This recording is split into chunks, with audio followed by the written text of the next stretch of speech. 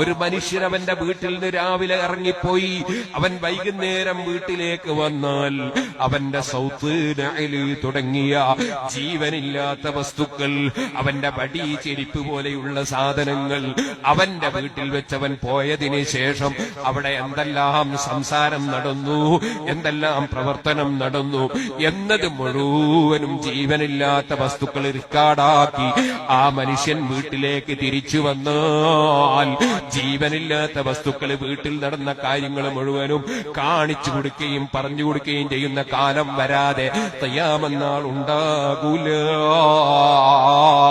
നിങ്ങളൊന്ന് ചോദിക്കൂ, യുക്തിവാദികളോട്, നിരീശ്വരവാദികളോട്, മതവിരോധികളോട്, നബിതങ്ങളെ വിമർശിക്കുന്നവരോട്, ശരീഅത്തിന്റെ വിരോധികളോട്, മതത്തിന്റെ നിയമങ്ങളെ ചോദ്യം ചെയ്യുന്നവരോട് ചോദിക്കൂ.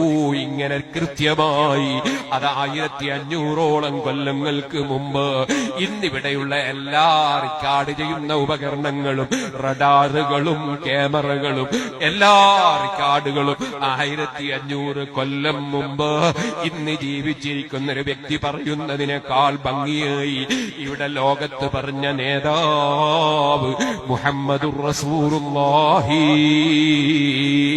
സ്വല്ലല്ലാഹു അലൈഹി വസല്ലം, അവിടുന്ന് സുൽത്താനുദ് ദുനിയാ വൽ ആഖിറ, ദുനിയാവിന്റെയും ആഖിറത്തിന്റെയും സർവ്വ നിലക്കുള്ള രാജാവുമല്ലയോ.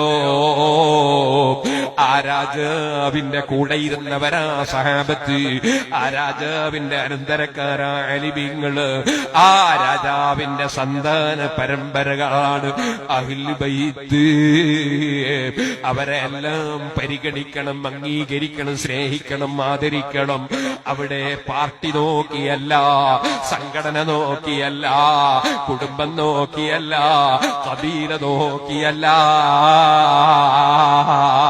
നബി കുടുംബം എന്ന നിലക്ക് സ്നേഹിക്കണം, പണ്ഡിതൻ എന്ന നിലക്ക് ആദരിക്കണം, പ്രായമുള്ളവരെന്ന നിലക്ക് ബഹുമാനിക്കുന്നത് പോലെ, ഓ സുഹൃത്തുക്കളെ, ബാപ്പ ഉമ്മ എന്ന നിലക്ക് ആദരിക്കുന്നത് പോലെ ആദരിക്കണം. മൻസിലുന്നാസ മനാസിലഹും, അവരവരുടെ സ്ഥാനം അവരവർക്ക് വകവെച്ചു കൊടുക്കണം. ഒരു പണ്ഡിതനായ സയ്യിദാണോ, എന്നാൽ ദീനീ കാര്യങ്ങളിൽ അദ്ദേഹത്തെ അവലംബിക്കണം. നേരെ മറിച്ച് കിതാബൊന്നും ഓതിയിട്ടില്ല, ആള് സയ്യിദാണ്, അദ്ദേഹം കിതാബൊന്നും ഓതിയിട്ടില്ല, അങ്ങനത്തെ ആളുകളെ ദീനീ വിഷയത്തിൽ നമ്മൾ അവലംബിക്കരുത്.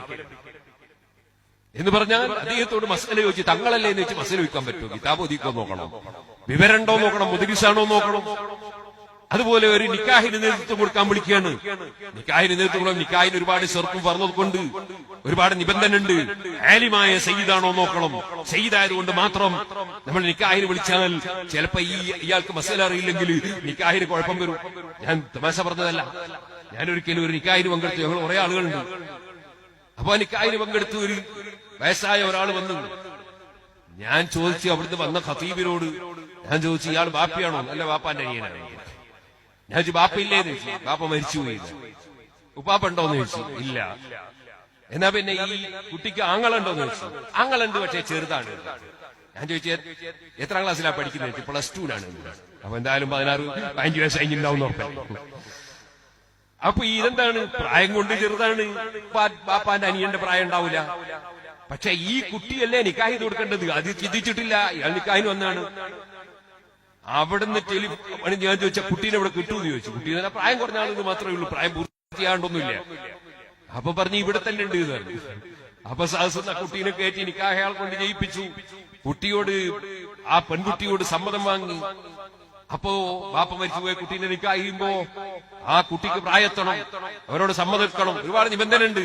ഇതൊന്നും അറിയാത്ത ആള് സയ്യിദാണ്, തങ്ങളാണെന്ന് വിചാരിച്ച് നിക്കാഹിന് വന്നാൽ ചിലപ്പോ അയാൾ നിക്കാഹ് ചെയ്തു പോയി. സാധാരണക്കാർ ഇതൊന്നും അറിയില്ല. അപ്പൊ ആലിമാകണം. ദീനീ രംഗത്ത് ദീനീ പ്രവർത്തനത്തിന് നേതൃത്വം കൊടുക്കുമ്പോ ആലിമായ സയ്യിദിനെ അവലംബിക്കണം. അതേസമയത്ത് ദുആ ചെയ്യിപ്പിക്കാൻ തങ്ങളെ ദ്വാരക്കണമെന്ന് പറഞ്ഞെങ്കിൽ ആലിമാകണമെന്നില്ല, സയ്യിദായ തന്നെ മതി. ബർക്കത്തുകൾ കൈപിടിച്ച് ജീവിപ്പിക്കാൻ ആലിമാകണമെന്നില്ല. അൻസിലുന്നാസ മനാസിലഹും, ഓരോരുത്തർക്കും അർഹതപ്പെട്ട സ്ഥാനം ഓരോരുത്തർക്കും വകവെച്ചു കൊടുക്കണം. സയ്യിദന്മാരെ ആലിമാണെങ്കിലും ഇല്ലെങ്കിലും ബഹുമാനിക്കണം. അത് ബഹുമാനിക്കുന്നത് നബി തങ്ങളുടെ കുടുംബം എന്ന നിലക്കാണ്. എല്ലാ സയ്യിദന്മാരെയും ആദരിക്കണം. സയ്യിദന്മാരിൽ ഒരാൾ മോശക്കാരനായാലോ തമാടിത്തം ചെയ്താലോ എന്നാലും അവരെ അവഹേളിക്കാനും നിന്ദിക്കാനും പരിഹസിക്കാനും പാടില്ല. ബഹുമാനപ്പെട്ട അബ്ദുല്ലാഹി ഇബ്നുൽ മുബാറക് റളിയല്ലാഹു അൻഹു കുതിരപ്പുറത്ത് അന്തസ്സിലിപ്പുകയാണ്, വലിയ ആലിമാണ്, ഇമാമാണ്, വലിയ മഹാനാണ്. ഇങ്ങനെ പോയിക്കൊണ്ടിരിക്കുമ്പോ ഒരു സയ്യിദ്, ആ സയ്യിദ് നല്ല ലെവലില്ല, കുറച്ച് ലഹരിയിലാണ്. ആ സയ്യിദ് ഇങ്ങനെ വരിക, ചെറുപ്പക്കാരനാണ്.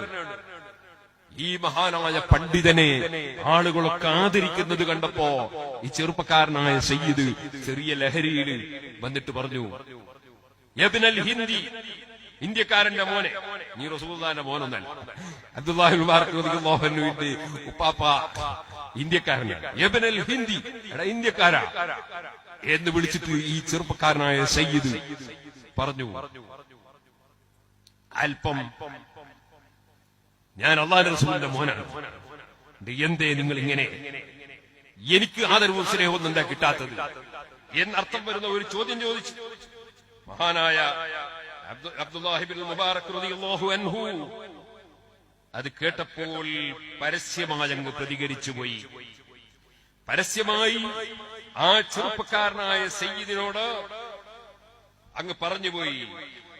എന്താ പറഞ്ഞത്?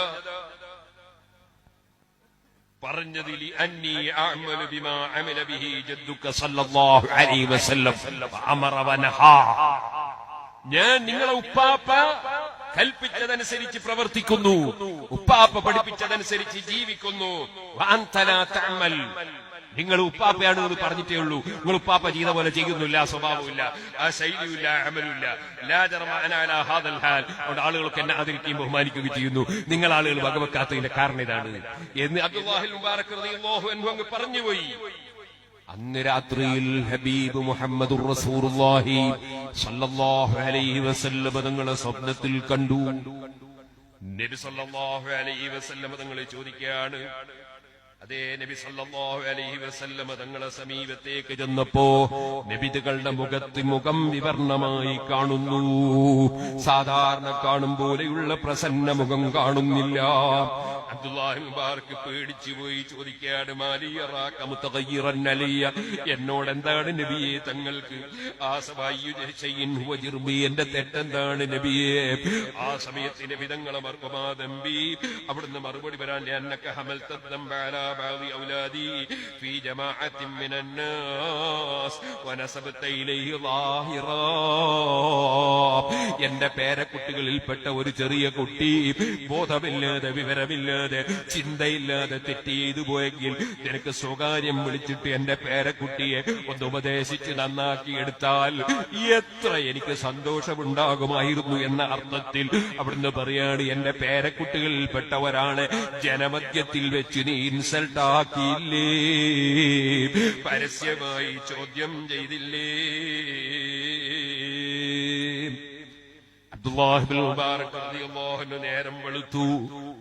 ആ ചെറുപ്പക്കാരനായ ഇന്നലെ ലഹരിയോടെ കണ്ട ആ ചെറിയ സയ്യിദിനെ കണ്ട് പൊരുത്തപ്പെടിക്കാൻ ഇറങ്ങി നടക്കുകയാണ്. പോകുന്ന വഴിക്കെത്തുമ്പോൾ ആ ചെറുപ്പക്കാരനായ സയ്യിദ് ഇങ്ങോട്ടും വരുന്നത് കാണുകയാണ്.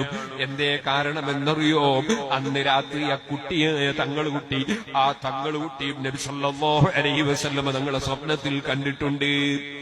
നബി സല്ലല്ലാഹു അലൈഹി വസല്ലം തങ്ങളോട് ആക്ഷേപം പറഞ്ഞു, എന്നെ സംബന്ധിച്ച് നിങ്ങളെ ഉമ്മത്തിലുള്ള വലിയൊരു പണ്ഡിതൻ ജനങ്ങളെ മുമ്പിൽ വെച്ച് ഇൻസൾട്ടാക്കി സംസാരിച്ചു. നബി തങ്ങൾ ആ കുട്ടിയോട് പറഞ്ഞു, ലൗ അൻത കുൻത കമാ യംബഗി വആസർത അലാ ത്വരീഖി വസലക്ത മഹജ്ജതി ലമാ ഖാല അബ്ദുല്ലാഹി മാ ഖാൽ. ആ പണ്ഡിതൻ ഇഖ്ലാസില്ലാഞ്ഞിട്ടല്ല, മഹാനല്ലാഞ്ഞിട്ടല്ല, നീ എന്റെ പേരക്കുട്ടിയായിട്ട് എന്തേ നടക്കേണ്ടതുപോലെ നടക്കാതിരുന്നത്? എന്റെ വഴിയെന്തേ പിന്തുടരാതിരുന്നത്?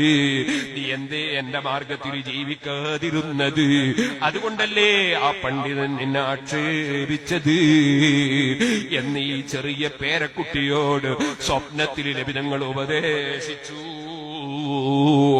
അത് കാരണത്താൽ, ആ പണ്ഡിതനെ തെറ്റിദ്ധരിച്ചു പോയ കാരണത്താൽ പൊരുത്തപ്പെടിക്കണമെന്ന നിലയ്ക്ക് ഈ തങ്ങള് കുട്ടി തിരിച്ച് അബ്ദുല്ലാഹ് ബിൻ മുബാറക് തങ്ങളെ കാണാൻ ഇങ്ങോട്ടും വന്നുകൊണ്ടിരിക്കുമ്പോ രണ്ടുപേരും വഴിവ്യക്തിയെ വെച്ച് കണ്ടുമുട്ടി.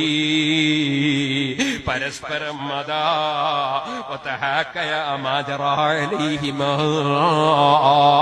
രണ്ടാൾക്കും നടന്ന സ്വപ്നവും സംഭവവും പരസ്പരം ഉദ്ധരിച്ച് പറഞ്ഞുകൊണ്ട് അതാ തൗബ ചെയ്യുന്നു. സുഹൃത്തുക്കളെ, ഒരു സയ്യിദിന്റെ അടുക്കൽ മോശം കണ്ടാൽ പോലും പരസ്യമായി ചോദ്യം ചെയ്യാനോ വാട്സപ്പിലിടാനോ നിന്ദിക്കാനോ അപമതിക്കാനോ എത്ര വലിയ പണ്ഡിതനായാലും അതാ അങ്ങനെ ഒന്ന് തോന്നിക്കൂടാ. വളരെ ബന്ധപ്പെട്ടതാണ് മുഹമ്മദ് റസൂലുള്ളാഹി സ്വല്ലല്ലാഹു അലൈഹി വസല്ലം തങ്ങളുള്ള സ്നേഹവും ഈമാനിന്റെ അടിസ്ഥാനവുമായി അഹ്ലു ബൈത്തിനോടുള്ള സ്നേഹവും ഉലമാഇനോടുള്ള സ്നേഹവും സഹാബത്തിനോടുള്ള സ്നേഹവും എന്ന് ഓർമ്മപ്പെടുത്തി ഞാൻ എന്റെ വാക്കുകൾ നിർത്തട്ടെ.